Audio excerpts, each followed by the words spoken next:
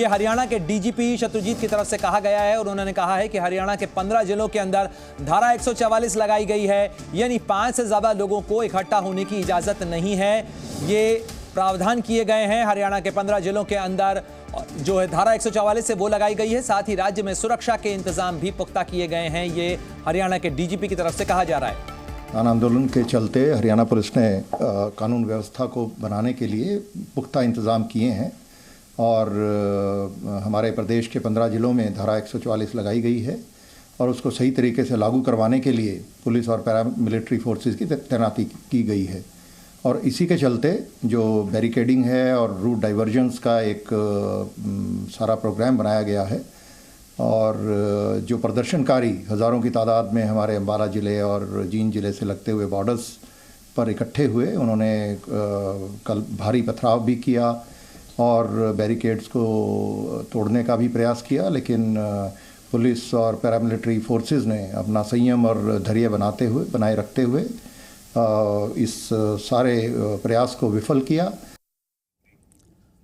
तो हरियाणा के डीजीपी क्या कुछ कह रहे हैं, किस तरीके की व्यवस्था और इंतजाम किए गए हैं वो बता रहे हैं, लेकिन सीधे शंभू बॉर्डर पर आपको लिए चलते हैं। अमित भारद्वाज लगातार वहां से रिपोर्ट कर रहे हैं। अमित, आपने भी सुना हरियाणा के डीजीपी कह रहे हैं, लेकिन जिस तरीके से आप भी उठा रहे हैं कि इसमें पंजाब पुलिस की जो भूमिका है, उनका जो सहयोग है वो बहुत जरूरी हो जाता है। यानी पंजाब से अगर रोका नहीं जा रहा है, किसानों के जत्थे बढ़ते चले जाएंगे तो कुछ समय बाद यहां स्थिति जो है वो काबू से बाहर भी हो सकती है। यही सबसे बड़ी चिंता इस समय उस जगह पे। और जिस तरीके से आप वो तस्वीरें दिखा रहे हैं यहां से, इस पूरे इलाके के अंदर एक मेडिकल क्राइसिस की भी सिचुएशन आ सकती है, क्योंकि अगर इतनी सारी भीड़ वहां मौजूद है, क्या प्रशासन की तरफ से कुछ मेडिकल टीमों को वहां पर तैनात किया गया है?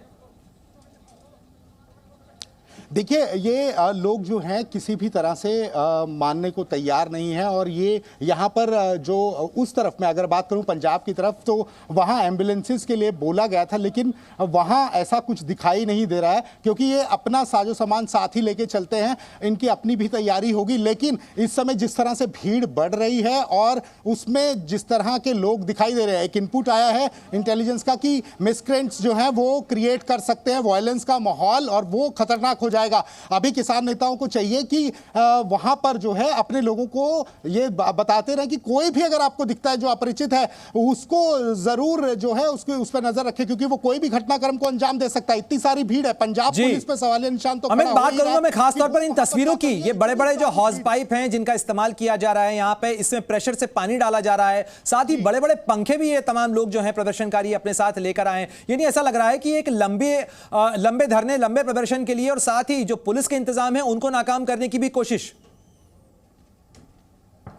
बिल्कुल बिल्कुल, आप सही कह रहे हैं। बिल्कुल, ये जो है वहां पर इन्होंने पूरी तैयारी कर ली, क्योंकि कल एक लंबा संघर्ष 7 घंटों से ज्यादा चला था। उसके बाद अब इन्होंने एक नई तैयारी की है, जिस तरह से बड़े बड़े पंखे आपको दिखाई दे रहे हैं और ये अपने साथ जो साजो सामान लेके चल रहे हैं, उसको है कि ये भी जो है वो एक्शन जब करे तो पुलिस के एक्शन को जो है वो खत्म कर पाए और यहाँ पे घुस पाए, तो उसकी भी पूरी तैयारी कर रहे हैं। और उसमें सबसे इंपॉर्टेंट चीज ये है कि ये लोग पूरी स्ट्रैटेजी से जो है वो कर रहे हैं ये काम, क्योंकि इन्होंने कल जो स्प्लिट किया और खेतों की तरफ से घुसने लगे, वहां एक परेशानी का सबब बन सकता था, लेकिन पुलिस ने उसको संभाल लिया। अभी भी पुलिस तैयार है। बड़ी चिंता, यही सबसे बड़ी आशंका है कि ऐसे में ऐसी स्थिति का लाभ जो है वो असामाजिक तत्व भी उठा सकते हैं और यही चिंता केंद्र सरकार को भी है।